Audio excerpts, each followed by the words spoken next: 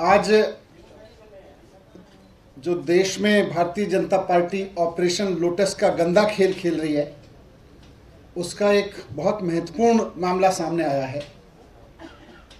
Bharatiya Janata party का षड्यंत्र जो ऑपरेशन लोटस के जरिए चलता है और वो एमएलएज खरीद के जनता की चुनी हुई सरकारों को खरीदते हैं और जनता की राय के खिलाफ जाके एमएलएज को खरीद के जनतंत्र को बर्बाद करते हैं, उसका मामला सामने आया है। इसका तथ्य तेलंगाना से भी जुड़े हुए हैं और इसके तथ्य दिल्ली से भी जुड़े हुए हैं।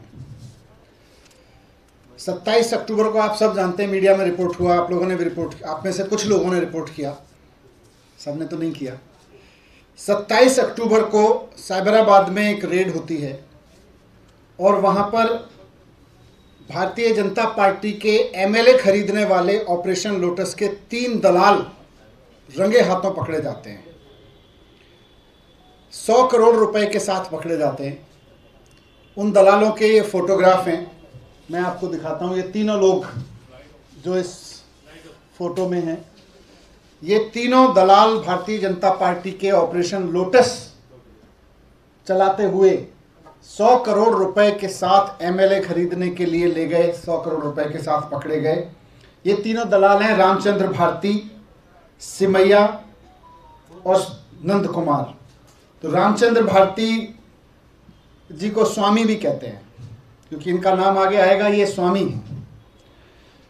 और ये 4 टीआरएस के एमएलएज को 100 करोड़ रुपए देकर खरीदने की कोशिश कर रहे थे, उसका षड्यंत्र कर रहे थे। रंगे हाथों पकड़े गए तेलंगाना के एक फार्म हाउस में। अब ये कौन लोग हैं, जरा इनको देख लीजिए कि इनके संपर्क किस किस तरह के लोगों से हैं। ये देखिए, आगे दिखा दीजिए, इनके 3-4 फोटो यहाँ उपलब्ध हैं, ये हैं। तो ये भारतीय जनता पार्टी के अंदर इनकी कितनी पहुंच है, किस तरह के नेताओं के साथ हैं, ये भी साफ दिख रहा है। तो ये तो 27 अक्टूबर को सामने आया और ये लोग पकड़े गए। फिर 28 अक्टूबर को इनके पूरे ऑडियो सामने आए कि किस तरह से ये लोग, और इनमें विशेषकर रामचंद्र भारती यानी स्वामी जी,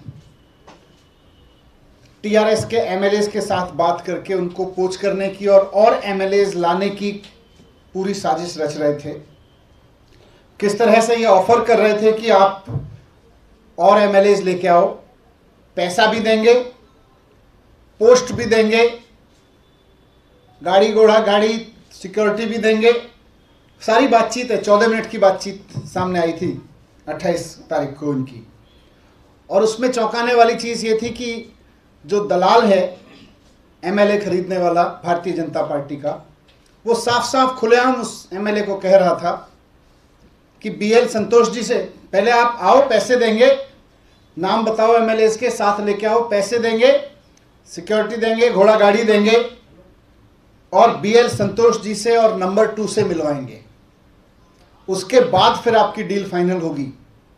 और बीएल संतोष जी तो सब जानते हैं, नंबर 2 को बाद में वही दलाल आगे क्लैरिफाई करता है, अमित शाह जी, देश के गृह मंत्री, वो आगे जाके क्लैरिफाई करता है उस ऑडियो में। और साथ साथ ये भी कहता है कि इसके बाद सीबीआई और ईडी दोनों की चिंता मत करना, उसको हम देख लेंगे, हम इसी तरह से करते हैं, जो हमारे साथ आता है वो हम उसको फिर सीबीआई और ईडी से कुछ नहीं होने देते हैं। आज फिर एक नया ऑडियो सामने आया है। यह ऑडियो भी तेलंगाना के एमएलएज और इन ऑपरेशन लोटस के दलालों के बीच की ही बातचीत है। इस ऑडियो में भी वो बीजेपी के दलाल, एमएलए खरीदने वाले दलाल, वहाँ के एमएलएज को लालच देते हुए कह रहे हैं कि हमारे साथ आ जाओ। और यहाँ वो खुलासा करता है कि हम दिल्ली में भी कोशिश कर चुके हैं, हम दिल्ली में भी कोशिश कर रहे हैं।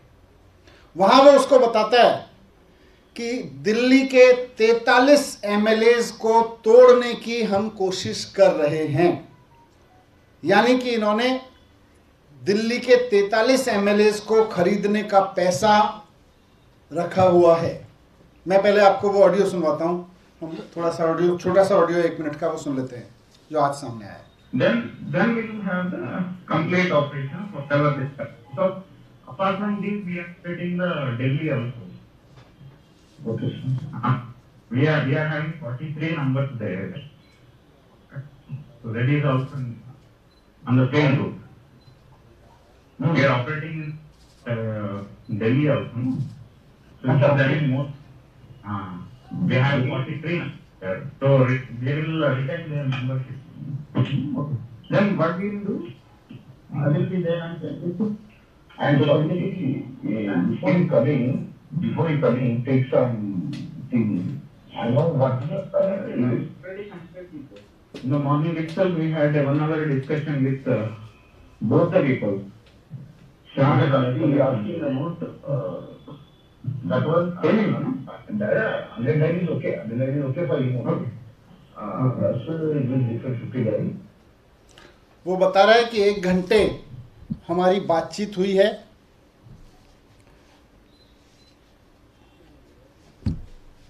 एक घंटे हमारी बातचीत हुई है दोनों लोगों के साथ।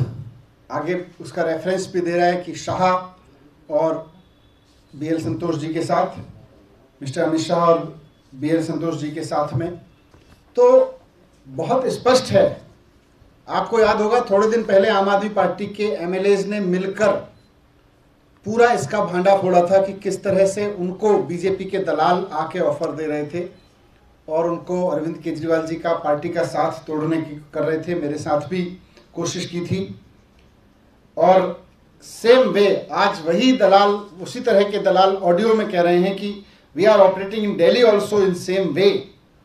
सवाल यह है कि इन सेम वे मतलब 43 MLA खरीदने के लिए आप वहाँ पे 4 MLA खरीदने के लिए 25-25 करोड़ दे रहे हो। 43 MLA खरीदने के लिए आपने 1075 करोड़ रुपए अरेंज कर रखा है। ये 1000 करोड़ रुपए, 1075 करोड़ रुपए किसका है, कहाँ से आया, कहाँ है? MLAs खरीदने का ये पैसा जो वहाँ पहुँचा वो किसका है, कहाँ से आ रहा है? जो MLAs खरीदने का 43 MLAs खरीदने की जिसकी बात वहाँ का दलाल कबूल रहा है, वो पैसा कहाँ से आ रहा है, किसका है? इस सब की जाँच होनी चाहिए। इस बात की भी जांच होनी चाहिए कि जो ये नाम ले रहा है संतोष जी, शाह जी, क्या ये भारतीय जनता पार्टी के नेता BL संतोष हैं? क्या शाह जी देश के गृह मंत्री अमित शाह जी हैं? और अगर ये देश के गृह मंत्री अमित शाह जी हैं तो ये देश के लिए बहुत खतरनाक है। क्योंकि अगर ये देश के गृह मंत्री अमित शाह जी बीजेपी के ऑपरेशन लोटस के तहत षड्यंत्र करके MLAs खरीदने में लगे हुए हैं, देश के गृह मंत्री अगर MLA खरीदने में लगे हुए हैं, तो इसके लिए देश की इससे ज़्यादा खतरनाक देश के लिए बात क्या हो सकती है? मैं समझता हूँ सबसे पहले तो इसकी ED जांच होनी चाहिए। सबसे पहले तो इसकी जांच होनी चाहिए। ये सबूत है कि किस तरह से हज़ारों करोड़ रुपया इकट्ठा कर करके चुने हुए MLAs को खरीदा जा रहा है, खरीदने की कोशिश की जा रही है। ये लोग, इन्होंने दिल्ली में खरीदने की कोशिश की, नाकामयाब हुए। इन्होंने पंजाब में खरीदने की कोशिश की, नाकामयाब हुए। इन्होंने 8 राज्यों में ऑपरेशन लोटस को कामयाब किया है। इन्होंने तेलंगाना में खरीदने की कोशिश की, आपके सामने एक्सपोज हो रहे हैं। और अगर जैसा कि इस ऑडियो में दावा किया जा रहा है, शाह जी, अगर ये अमित शाह जी इसमें इन्वॉल्व हैं तो उनको तो अभी गिरफ्तार किया जाना चाहिए और उनसे पूछताछ होनी चाहिए।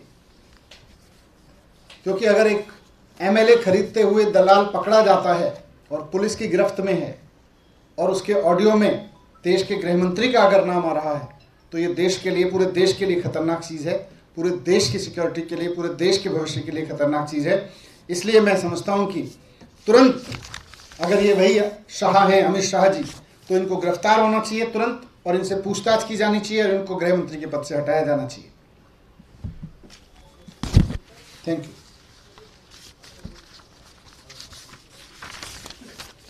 ऑडियो आपको दे देंगे, फोटो दे देंगे। लगातार ये जो कोशिश की जा रही है, आपने भी खुद कहा था कि आपको भी ऑफर दिया गया है, क्या उसी कड़ी में इसको जोड़कर देख रहे हैं आप? बिल्कुल, वो तो साफ कह ही रहा है, वो तो मान ही रहा है और वो अरेस्ट है बंदा, पैसे पकड़े गए हैं उसके पास से। Thank you. सर, ये कैसे एस्टैब्लिश करेंगे आप लोग कि गृह मंत्री का नाम ले रहे हैं आप लोग तो ये कैसे एस्टैब्लिश होगा कि जो शाह हैं वो गृह मंत्री हैं और अरेस्ट की जो मांग कर रहे हैं वो किस तरह से उसको सब्सटैंशिएट करें? तो अगर ईडी और सीबीआई को थोड़ी सी फुर्सत मिले तो पता चल जाएगा कौन से शाह जी के नंबर है उनके पास में।